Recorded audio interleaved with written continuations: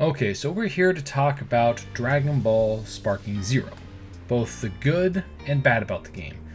If you haven't bought the game yet and you're still on the fence, because let's face it, even the lowest tier to get into the game is $70. That is a lot of money for a game that you're not sure about. And everybody online is gushing about how great the game is, how good the game is. Well, I think once the hype wears down, I feel like people will finally cool off a little bit. I'll explain that here in a minute. But as I've been playing the game, I've put about 20 to 30 hours into this game. I've played every mode. I've played online a little bit versus other people. And I don't know. I have mixed feelings about this game.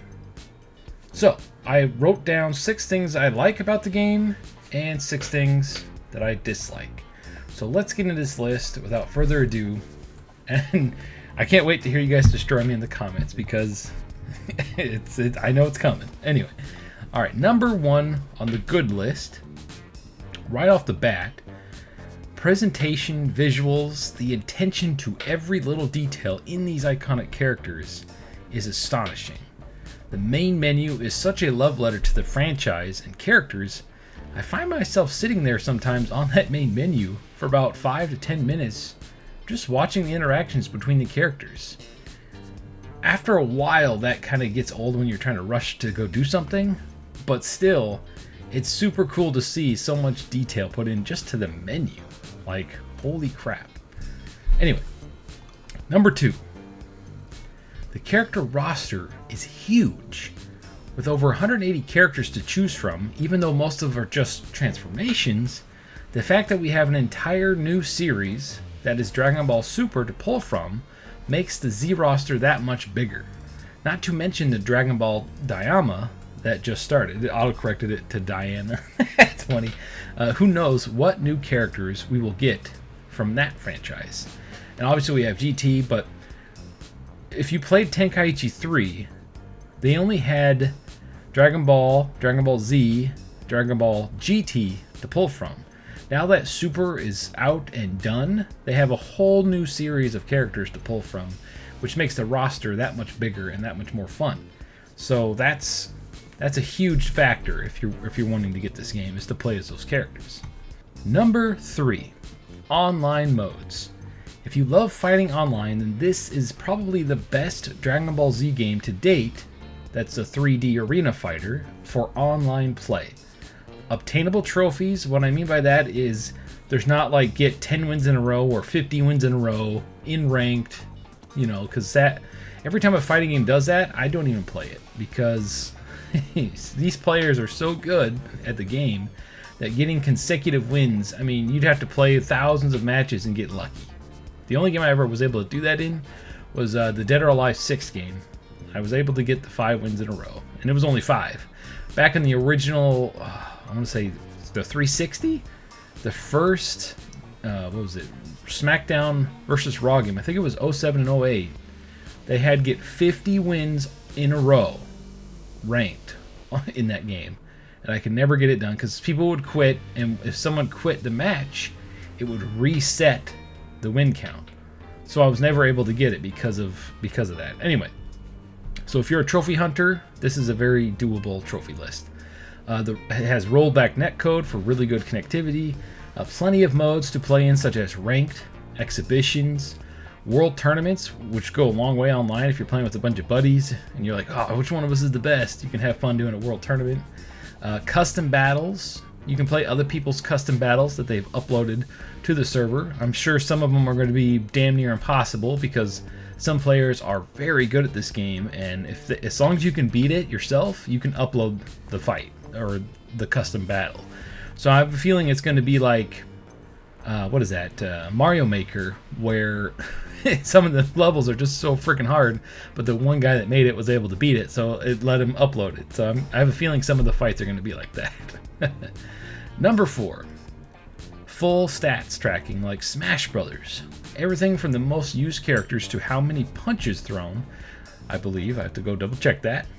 That's just an example.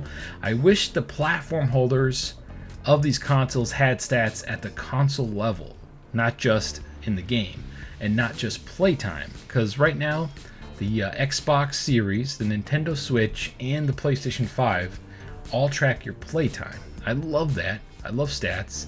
I wish that it had stuff like what's your number one character that you've used on the console level, not just in the game.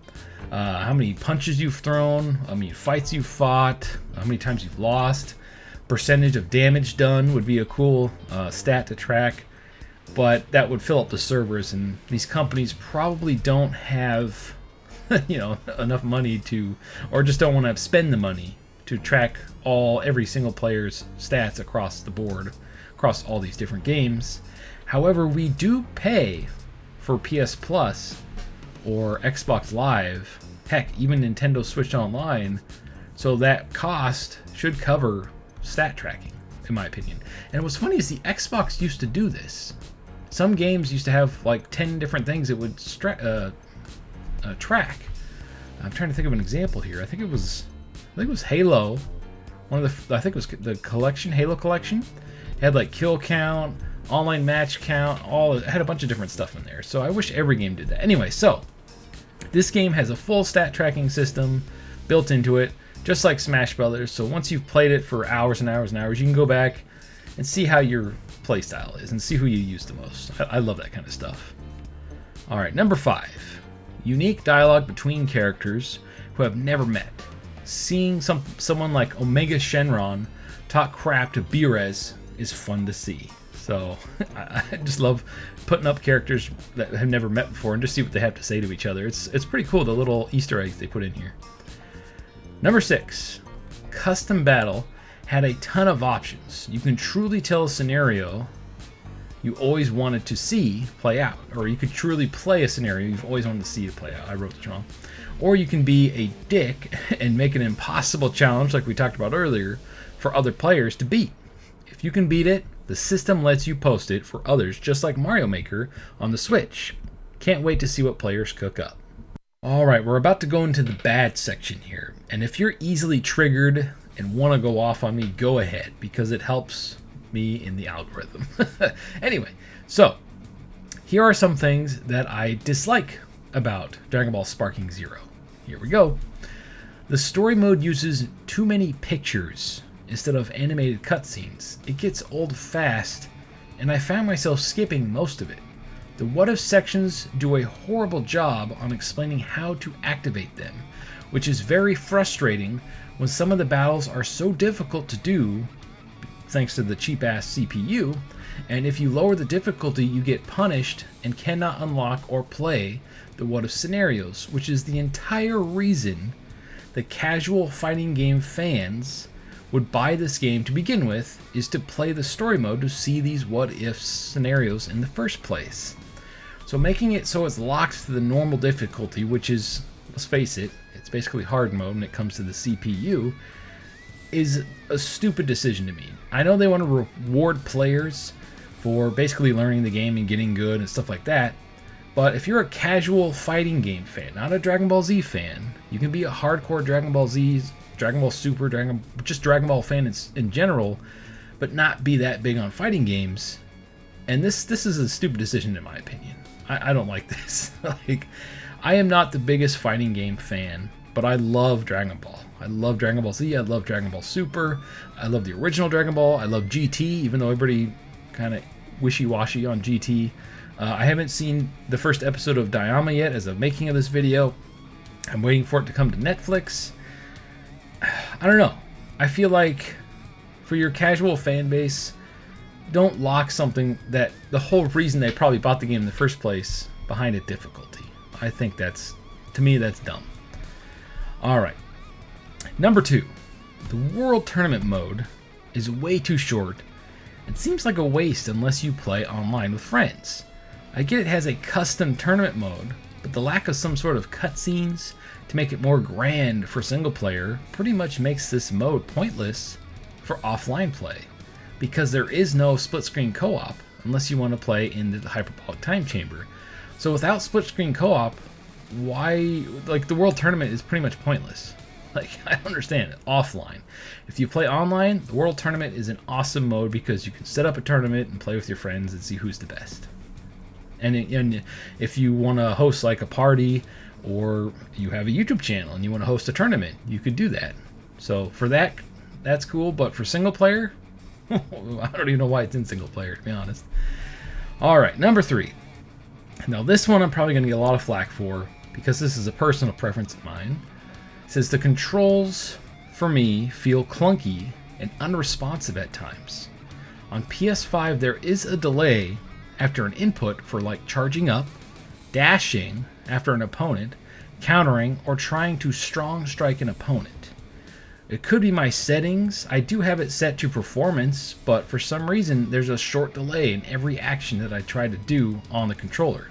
I don't know if that's just how the game operates, because the graphics are so good. Maybe it's a little slower than I'm used to, but it's really throwing me off and it's giving me a hard time getting used to it. Now I can win fights and stuff, but like, I swear to God, I press the button 2 to 3 times before it actually does what I'm trying to do. For instance, teleport behind the opponent after they teleport behind me 20 times. Trying to activate my supers and ultimates. There's always a short delay. I know you have to like distance yourself to do your ultimate attack. It does that little hop back or the backflip or whatever in order to activate it. But for anything else, there's a delay. It's like I feel like I'm pounding the button and it's not doing what I want it to do. I don't know what's going on. So that's my experience with it so far, and this is on the PS5. I guess I'll have to go through the settings and double check it, but it was on performance mode when I first got the game. Anyway, so it should be 60. What do you call it? 60 FPS. Anyway, number 4, not enough single player modes to keep you busy after you complete them. Once you finish story mode and the what ifs, that's it. If you play offline modes only, like myself, then your mileage won't be very far for this game. It's all about online, unless you love making and playing custom battles. So yeah, if you're like me and you mostly play offline, you're not competitive, you don't really care about playing against other people, once you beat the story mode, if you can beat it, because it's pretty difficult, and see all the what ifs, there's not much else to do, unless you like messing around with the custom battle system. So your mileage will definitely vary. If you love playing online with your buddies, or you just were happy to play the game for probably 15-20 hours unlocking everything, or playing this mode, then I don't know what to tell you. Your mileage is not going to be very much. Number 5, the CPU is a complete douchebag and counters everything in story mode. This cheap AI really hurts the game for story mode players. And I hate when developers make games overly difficult just to make it last longer, because let's face it, if the CPU wasn't so counter heavy and difficult, and if they didn't lock the what if scenarios behind normal difficulty, you could probably plow through this in an afternoon. Every single storyline takes about an hour on easy mode. But trying to beat it on normal difficulty, you're going to be dying a lot, you're going to be restarting a lot, and it's just going to pile up and start being frustrating, because without telling you what you need to do to get those what if scenarios, you're going to be playing this a lot, over and over and over again. So the way to design it by making it overly difficult to just try to make it last longer is a really bad trend that I hate seeing in games. I hate it when games do that. It's like, you don't have to make it more difficult to last longer. If it's fun, we'll play it 1,000 times again and again and again. Now, with it being this difficult, I'm going to beat it once, and I'm probably never going to touch this again, because of the fact it's so annoyingly difficult with the CPU countering everything. That's my experience with that. Take that how you will. Now, number 6, the last thing on here, and this kind of coincides with the story mode and everything we've been talking about, and that's the counter system. The counter system works fine while I'm in training mode, but for some reason in story mode, it just refuses to do what I want it to do. As stated earlier, there is a slight lag between actions during these fights for me, and it's so frustrating. I keep getting caught in endless combos. Like, I'll do really good for half the fight, and all of a sudden all my moves and everything will do nothing. Like, it won't counter.